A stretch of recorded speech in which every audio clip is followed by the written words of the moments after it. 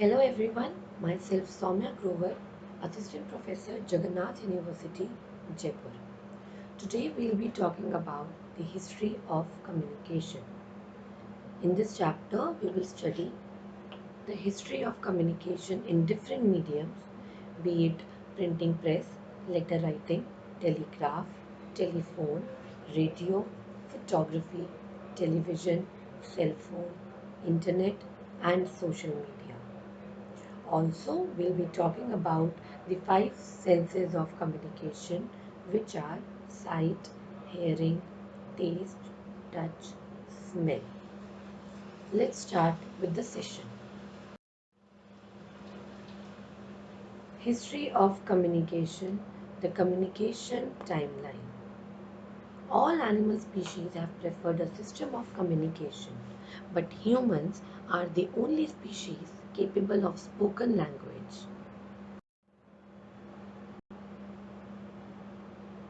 Effective communication is essential for a variety of reasons. It serves to inform, motivate, establish authority and control, and also allows for emotive expression. For humans in particular, communication is also vital for creating a sense of social cohesion. Just as mankind has evolved over the centuries, our means of communication have followed suit. What began as primitive cave paintings and sign languages has morphed into an endless variety of ways to express oneself to other humans. Early communication methods. Communication has existed in various forms since man appeared on earth. The methods, however, consisted of a disorganized set of signs that could have different meanings to each human using them. It wasn't until 3 million years after man's debut, around the year 30,000 BCE, that communication began to take on an intentional, manufactured format. The most well known form of primitive communication is cave paintings.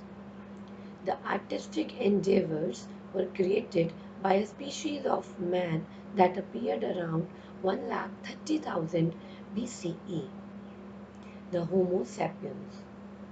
The method involved creating pigments made from the juice of fruit and berries, colored minerals, or animal blood. These pigments were then used to create depictions of primitive life on the cave walls. The purpose of the painting has been questioned by scholars for years, but the most popular theory states that the depictions were used as a manual for instructing others what animals were safe to eat. Other forms of earlier communication existed, although they were less popular for a variety of reasons. Storytelling was used to pass on important information in the days before the existence of the written word. However, since man still lived in separate tribes, this information could not be applied outside one's own tribal community. Drums and smoke signals were also used by primitive man, but were not the most practical means of communicating. Both methods could attract unwanted attention from enemy tribes and predatory animals. These methods were also difficult to standardize.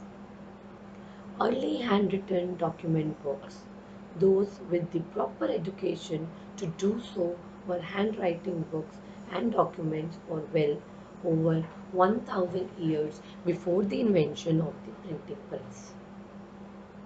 The word manuscript is derived from the Latin term libri manuscripti, which translates to book written by hand. Most handwritten manuscripts were written on vellum as paper was not widely available. The majority of books and documents written were of religious nature. This was due to the fact that writing a religious piece was viewed as a form of worship, and also that most books were written by monks in monasteries. Literacy rates were incredibly low during the time of handwritten books, and few citizens had time for pleasure reading. Only the monks and the very wealthy were given the opportunity to become literate. Two important periods stand out when one is investigating early books. The time between the 7th and 13th centuries was considered the age of the religious manuscripts. The 13th century, however, brought about exciting change in the realm of the written word. For the first time, secular books were produced for the sake of spreading knowledge not relating to religion. The catalyst for this change was the rise of universities in Italy and the return of the Crusaders from Byzantium. The Renaissance had begun.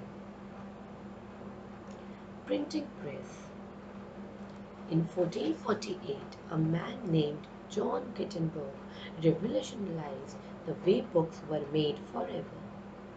An inventor born in Germany, Gutenberg had a vision of a device that would utilize movable type using blocks with pre-printed text. This method, combined with the use of paper, ink, and a printing press, allowed for books to be mass-produced and greatly reduced the price. Gutenberg made his first device by adapting a wine press to remove the water from paper after printing. Gutenberg's initial project with his new invention was a reprint of a Latin speech book. When this was a success, he embarked on his most famous printing project, the printing of the Gutenberg Bibles. His were the first Bibles printed in Europe. Gutenberg's invention took a while to catch on as the bourgeoisie of the day still wanted to keep the peasants uneducated.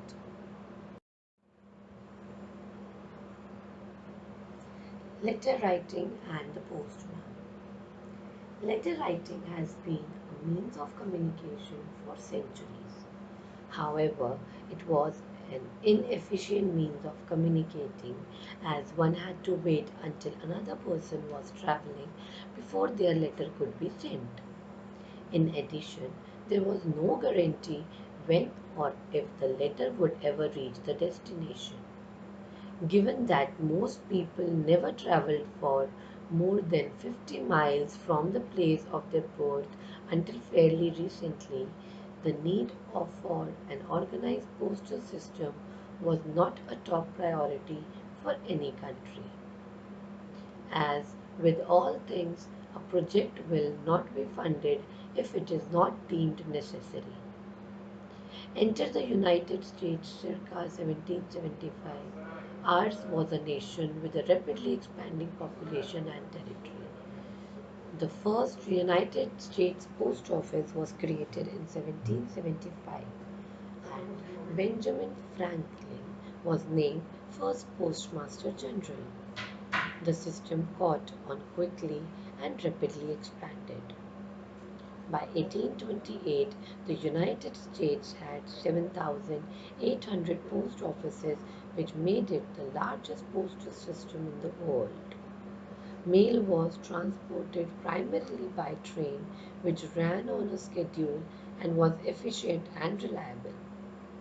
Letter writing also gained popularity as more Americans moved out west and wanted to keep in touch with loved ones and back east.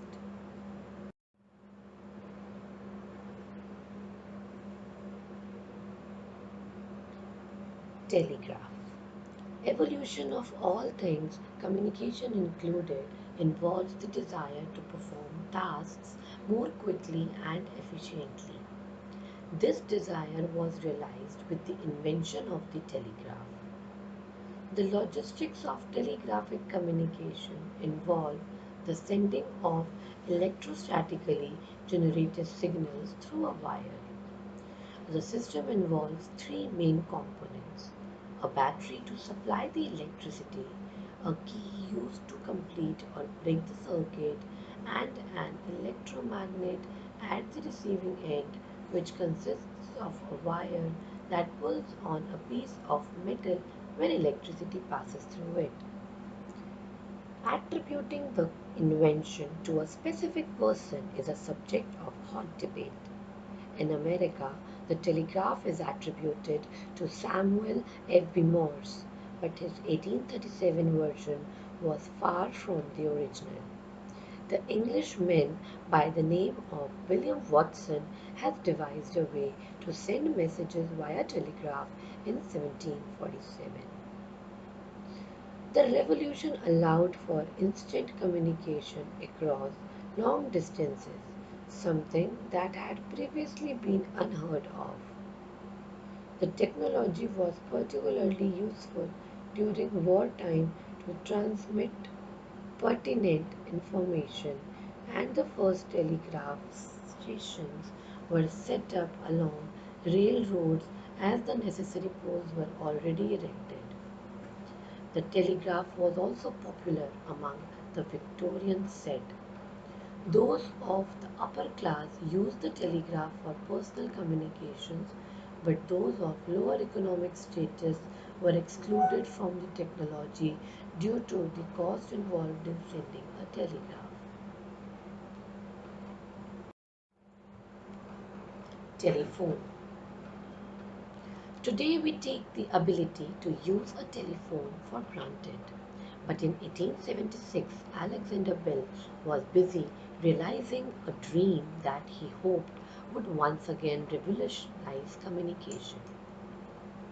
Like all inventors, Bell was perpetually curious and always on the lookout for empirical evidence of the new and interesting. Bell observed that sound vibrations could be transmitted through the air and received at the same pitch in another room. Bell wanted to transfer sound and pitch across a wire and ascertained that this would be possible by reproducing sound waves in a continuous undulating current. Once providing this theory, Bell realized the same concept could be applied to human speech as it is composed of many complex sound vibrations. A few trial and errors later, and the modern telephone was born. Given our reliance on telephones today, it is surprising to know that Bell's invention was initially quite unpopular. The telephone did not generate nearly as much excitement as the telegraph had a few decades earlier. This may have been due to the fact that Americans love novelty and Bell's concept was not entirely new. The telegraph had concerned the long distance contact market. The lack of popularity may also be attributed to the cost of telephone service. Most original telephone service subscribers were corporations as a year of service cost $72. Residential service cost a family approximately $60 per year. In the 1800s, this was a substantial sum of money to be spent on an unnecessary device.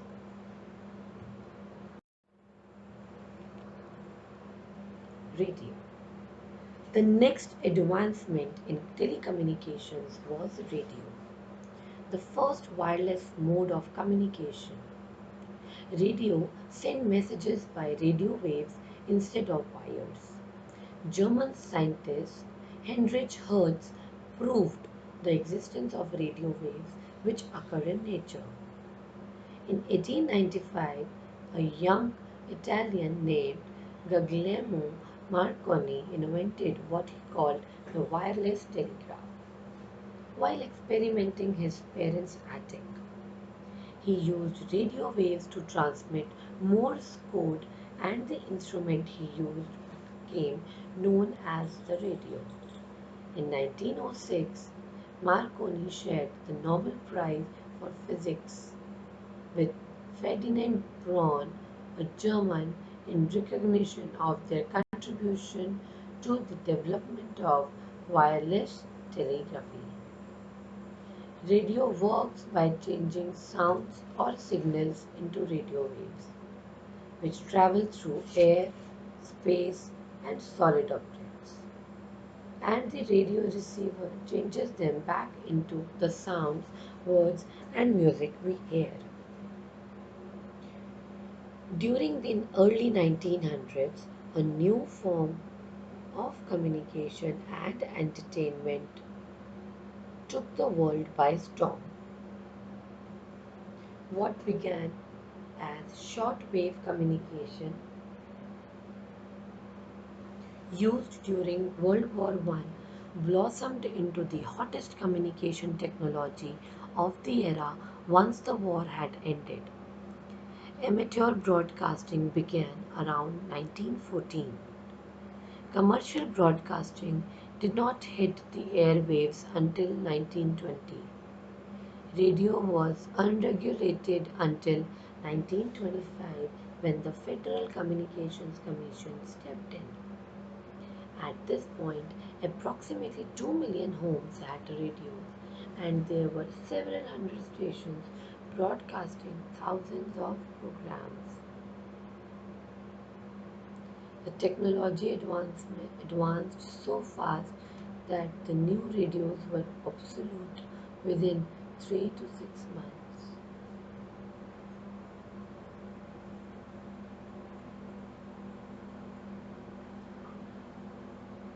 Radios were incredibly popular during the late 1920s and early 1930s due to the Great Depression and also the Flapper movement.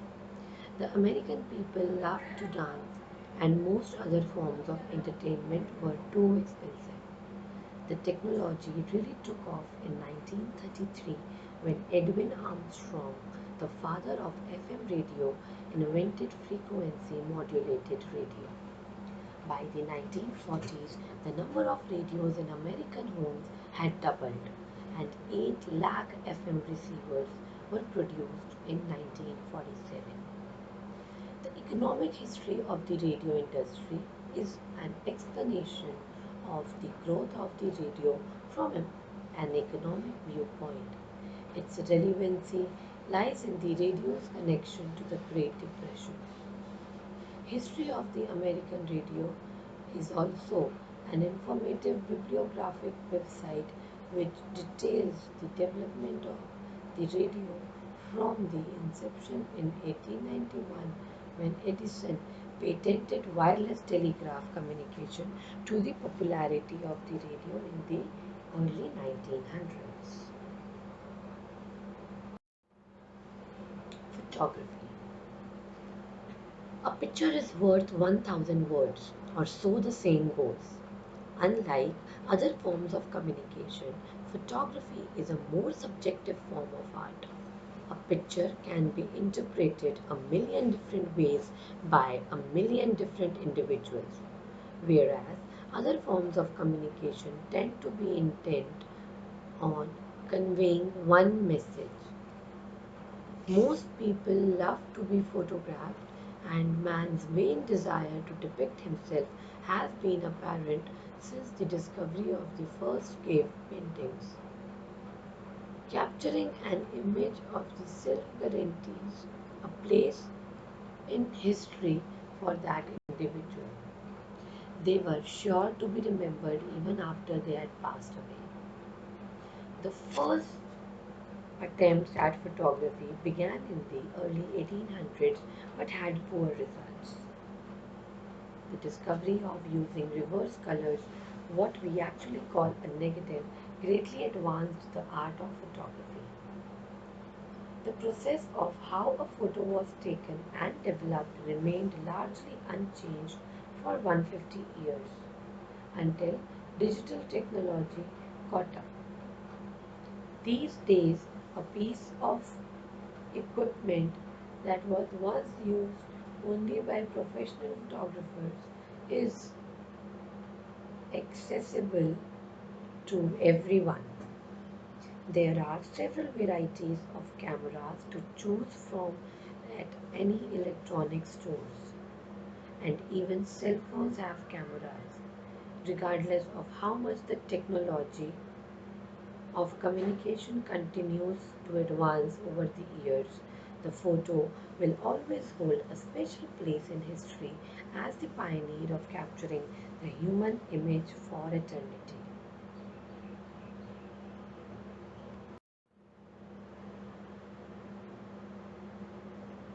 Television. Television made its official debut at the 1939 New York World's Fair. It was seen as an amusing but unnecessary appliance, and the radio continued to be favored form of communication. Radio's popularity skyrocketed at the start of World War II as televisions were not yet equipped to provide accurate and timely news. All that began to change in the late 1940s. 4 million TV sets were produced that year, but a 10-inch screen set cost over $200, making it an unattainable luxury for many families. As the years passed, prices for television dropped, and now the majority of homes have at least one television. It is safe to theorize that few forms of communication have had as large an impact on society as television. What once a luxury item is now an essential. Ours is a global society obsessed with television. Humans are reliant on their televisions for constant entertainment. Even the news, which was once taken very seriously, had been turned into cheap entertainment by many networks.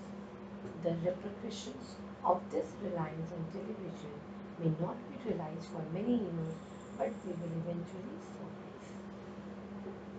Cell phones.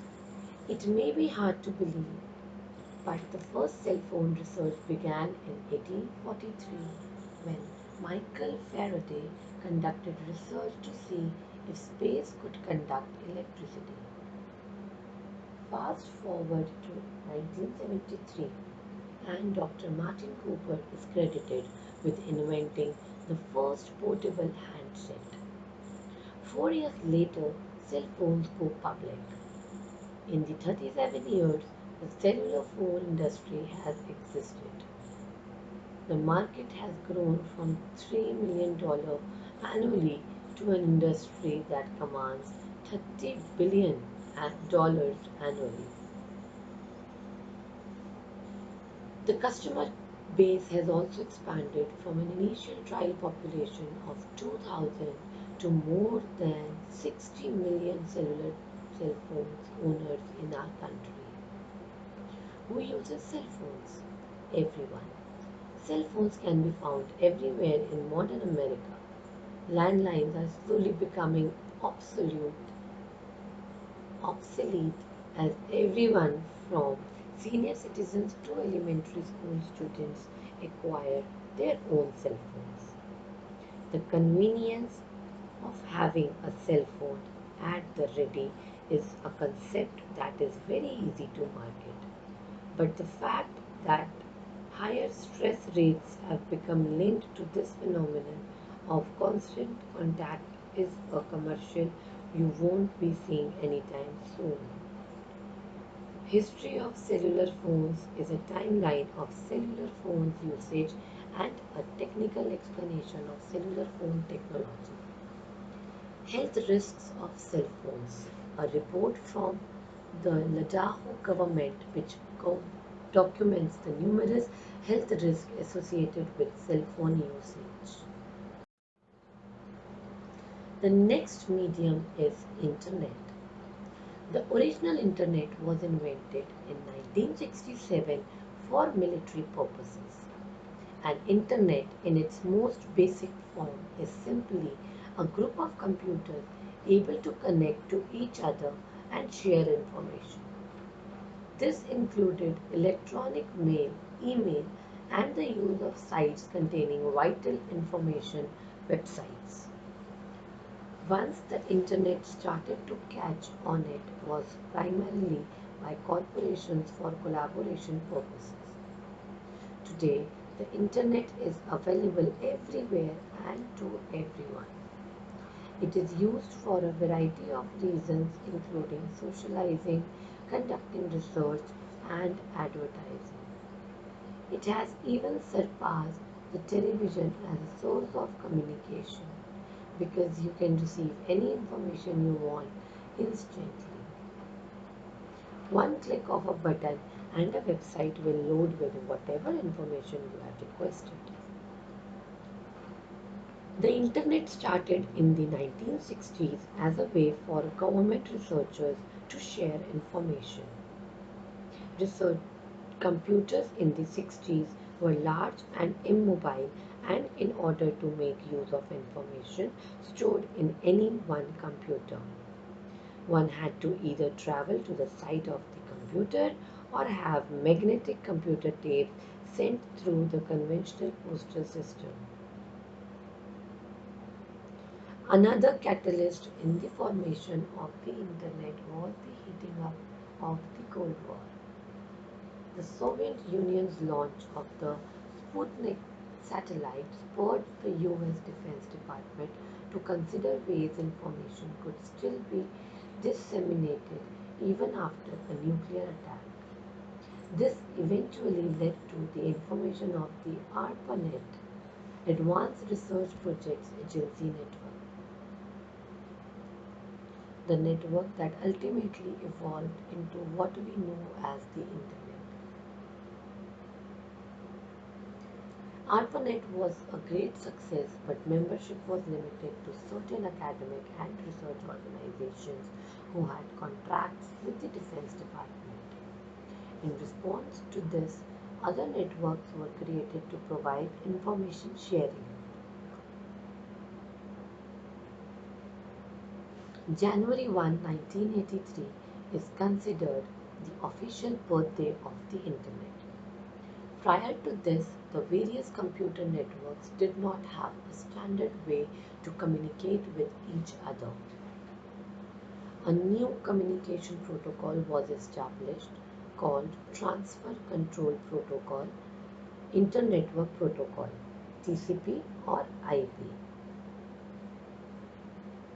This allowed different kinds of computers on different networks to talk to each other. ARPANET and the Defense Data Network officially changed to the TCP or IP standard of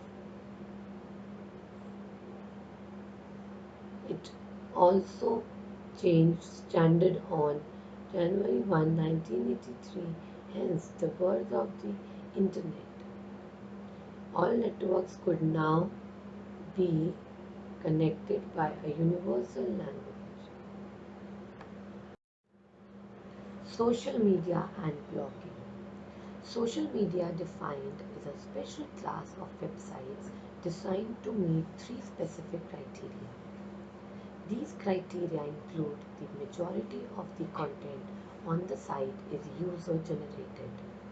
There is a high level of interaction between social media website users, and the website are easily integrated with the other websites. One of the most popular social media platforms is blogging. A web blog, our blog, was first developed in 1997. A blog makes it possible for any person with internet access to create a type of website without having to be familiar with any form of HTML. Coding that is generally necessary to create a website. Blogs are replacing journals as a form of self-expression for many young people today. Social media and blogging has had a significant impact on personal and professional relationships. Reputations have been made and destroyed with a few keystrokes.